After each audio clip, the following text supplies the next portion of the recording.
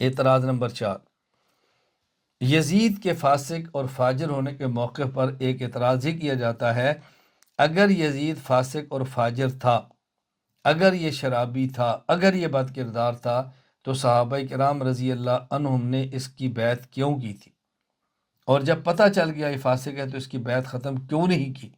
تو یہ صحابہ ثابت ہے کہ آپ نے بیعت کی اور آخری عمر تک بیعت کو باقی رکھا۔ ذہن نشین فرما لیں بات۔ جواب، ابتداء میں یزید کا فاسق ہونا ہر کسی پر واضح نہیں تھا، ابتداء میں، بعد میں اس کا فاسق ہونا ہر کسی پر واضح ہو گیا۔ جن صحابہ کرام رضی اللہ عنہم پر اس کا فسق پہلے سے واضح تھا، انہوں نے اس کی بیعت کی ہی نہیں ہے، جس طرح عبداللہ بن زبیر رضی اللہ تعالی عنہ۔ اور جن پر اس کا فسق واضح نہیں تھا، جب اس کا فسق واضح ہو گیا تو انہوں نے اس کی بیعت کو توڑ دیا، جس طرح کہ اہل مدینہ ہے۔ اور بعضوں نے اس کا فسق واضح ہونے کے باوجود بیعت کو توڑا نہیں، بیعت کو باقی رکھا۔ اس کی وجہ اس کا صالح ہونا نہیں تھا، بلکہ فتنے کے خوف سے انہوں نے بیعت کو نہیں توڑا کہ مزید فتنہ نہ ہو، بلکہ فسق کے باوجود اس کو برداشت کیا ہے۔ چنانچہ مشہور مؤرخ فقیہ امام ابو زید عبد الرحمن بن محمد بن خلدون رحمہ اللہ، وفات 808 ہجری، تاریخ ابن خلدون میں لکھتے ہیں، فلما حدث فی یزید ما حدث من الفسق، جب یزید کا فسق ظاہر ہوا تو صحابہ کرام میں اختلاف ہوا، اختلاف الصحابۃ یومئذ فی شانہ، فمنہم من رأى الخروج علیہ ونقض بیعتہ من اجل ذالک کما فعل حسین و عبداللہ بن زبیر رضی اللہ عنہما۔ جب اس کا فسق ظاہر ہوا تو بعض کی رائے یہ تھی کہ اس کے خلاف خروج کیا جائے اور اس کی بیعت کو توڑ دیا جائے، جس طرح حضرت حسین عبداللہ بن زبیر اور جو ان کے تابعین تھے۔ فمنہم من اباہ لما فیہ من اثارت الفتنہ وکثرت القتل ما العجز عن الوفاء بہ، اور بعضوں نے کہا نہیں، اس کے بیعت کو باقی رکھا جائے تاکہ امت کے اندر فتنہ اور قتل و غارت نہ ہو۔ لأن شوکت یزید یوم اصابت بنی امیہ، اس لیے کہ اس دن بنی امیہ کی اور یزید کی حکومت کی طاقت بہت زیادہ تھی، تو ہم اس کو ختم تو کر نہیں سکتے حکومت کو، تو ایسا نہ ہو کہ فتنے پیدا ہو جائے۔ اب گویا یزید کا فسق واضح ہونے کے بعد صحابہ کرام رضی اللہ عنہم مجمعین کی 3 قسم کے ہو گئے۔ نمبر 1، جنہوں نے اس کا فسق معلوم تھا اور ابتدائی سے بیعت نہیں کی، ان میں عبداللہ بن زبیر رضی اللہ عنہما اور آپ کے صحاب شامل ہیں۔ امام ابو الولید محمد بن عبداللہ بن احمد الازرقی رحمہ اللہ، وفات 250 ہجری، اخبار مکہ و ما جاء فیہا من الآثار، باب ما جاء فی بناء ابن الزبیر الکعبہ، اس کے اندر فرماتے ہیں،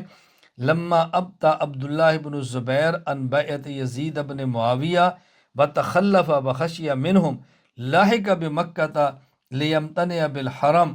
وجمع موالیہ فجعل یظہر عیب یزید بن معاویہ ویشتمہ ویذکر شرب الخمر وغیر ذلک۔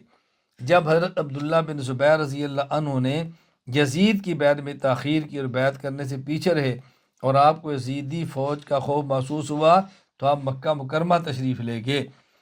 تاکہ حرم میں جا کر پناہ لیں۔ وہاں آپ نے اپنے دوستوں کو جمع کیا اور ان کے سامنے یزید کے عیوب کو بیان کیا، یزید کی برائیاں بیان کی اور اس کے شرابی ہونے کا تذکرہ بھی کیا۔ دوسری قسم، جنہوں نے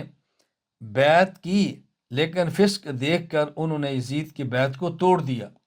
ان میں معقل بن یسار رضی اللہ عنہ اور اہل مدینہ شامل ہیں۔ چنانچہ مشہور محدث مؤرخ علامہ ابو القاسم علی بن حسین المعروف بن عساکر دمشقی رحمہ اللہ، وفات 571 ہجری، تاریخ دمشق میں لکھتے ہیں، نرجع الی المدینۃ فنخلع الفاسق شارب الخمر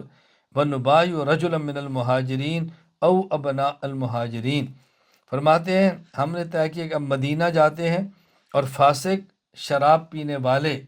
یزید کی بیعت کو ختم کر دیں گے اور مہاجرین یا مہاجرین اولاد میں سے مدینہ میں جا کر کسی کی ہاتھ پر بیعت کر لیں گے۔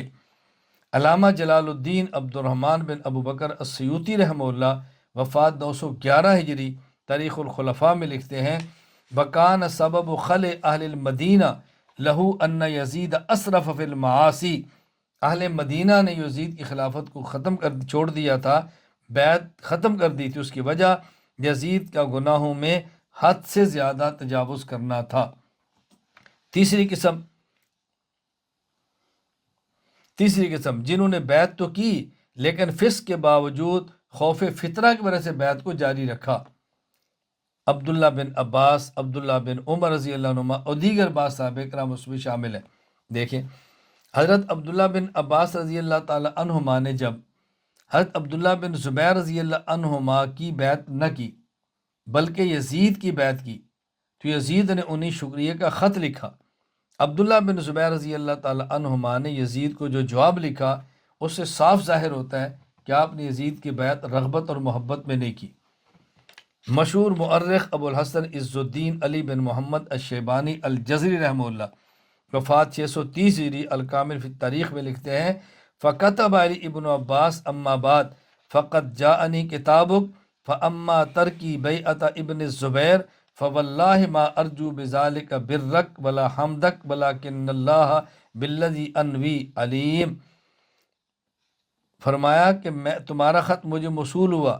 میں نے جو عبداللہ بن زبیر رضی اللہ عنہ کی بیعت نہیں کی تو واللہ اس سلسلہ میں تم سے حسن سلوک اور تمہاری تعریف کا خواہش مند نہیں، بلکہ جس نیت سے میں نے ایسا کیا ہے وہ اللہ خوب جانتا ہے۔ حافظ ابو الفضل شہاب الدین احمد بن علی ابن حجر عسقلانی رحمہ اللہ وفات 852 ہجری فتح الباری شرح صحیح بخاری میں لکھتے ہیں وَرَائُ ابن عمر بخلاف ذالک وَأَنَّهُ لَا يُبَايُ الْمَفْضُولَ إِلَّا إِذَا خَشِيَ الْفِتْنَةَ۔ عبداللہ بن عمر رضی اللہ عنہ کی رائے یہ تھی کہ فاسق کی بیعت نہیں کرنی چاہیے، ہاں اگر فتنے کا خوف ہو تو بیعت کر سکتے ہیں۔ شمس الائمہ ابو بکر محمد بن ابی سعد السرخسی رحمہ اللہ وفات 483 ہجری شرح سیر الکبیر میں لکھتے ہیں وقد روی انہ لما ولی یزید بن معاویہ قال ابن عمر، جب یزید کو ولی عہد بنا دیا گیا، حاکم بنا دیا گیا، عبداللہ بن عمر نے فرمایا این یکن خیرن شکرنا وین یکن بلاء صبرنا، اگر یہ اچھی بات ہے ہم اللہ کا شکر کریں گے، اگر ہمارے لیے اس میں بلا تکلیف ہے ہم صبر کریں گے۔ پھر انہیں قرآن کریم کی آیت پڑھی فَإِنَّمَا عَلَيْهِ مَا حُمِّلَ وَعَلَيْكُمْ مَا حُمِّلْتُمْ، انسان کی ذمہ وہی کچھ ہے جو کچھ اس پر بوجھ ڈالا گیا، تمہارے ذمہ وہی ہے جو تم پر بوجھ ڈالا گیا۔ شمس الائمہ علامہ سرخسی رحمہ اللہ مزید لکھتے ہیں وَأَنْ جَمَاعَةٍ مِّنَ الصَّحَابَةِ رضوان اللہ علیہم قالوا اذا عدل السلطان فعلى الرعیة الشکر وللسلطان الاجر وَإِذَا جَارَ فَعَلَى الرَّعِيَّةِ الصَّبْرُ وَعَلَى السُّلْطَانِ الْوِزْرُ، اگر بادشاہ عدل کرے تو رعیت کے ذمہ شکر کرنا، اور اگر بادشاہ ظلم کرے ظالم ہو نہ، اگر بادشاہ عدل کرے تو رعیت کو شکر کرنا چاہیے اور اجر بادشاہ کو ملے گا عدل کا، اور اگر بادشاہ ظلم کرتا ہے تو رعیت صبر کرے اور بادشاہ کو اس ظلم کرنے کا گناہ ملے گا۔